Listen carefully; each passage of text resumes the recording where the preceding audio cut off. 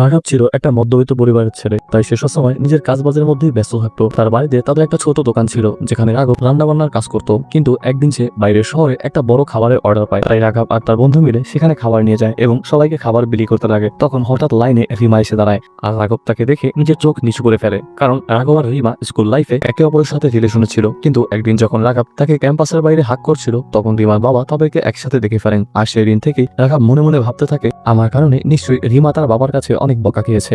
কিন্তু রাঘব এটা জানতো না যে সেদিন রিমার বাবা তাকে ভালোভাবে দেখতেই পারেনি, যার কারণে রিমার বাবা রাঘবকে ফাংশনে দেখা করে বলেন, আমি শুনেছি তোমার একটা দোকানের জন্য রুম প্রয়োজন, তুমি চাইলে আমার বাসায় এসে আমার রুম দেখতে পারো। এটা শুনে এর বেশ কয়েকদিন পরই রাঘব আর তার বন্ধু রিমার বাড়ি চলে যায়। তখন রিমা তাদেরকে রুম দেখানোর জন্য নিয়ে যায়, কিন্তু রাঘব রিমাদের রুম দেখে বলে, আমার মনে হয় না এখানে দোকান দিলে খুব ভালো একটা বেচাকেনা হবে, কারণ এটা শহর থেকে অনেকটাই ভিতরে, এছাড়াও রুম ভাড়া আমার বাজেটের বাইরে। তারপরও আমি দেখি কি করা যায়, তোমার বাবার সাথে আমি পরে কথা বলে নেব। এটা বলে রাঘব সেখান থেকে চলে যায়। পরবর্তী পার্ট দেখতে ভিডিওটিতে একটি লাইক দিয়ে চ্যানেলটি সাবস্ক্রাইব করে আমাদের সাথেই থাকুন।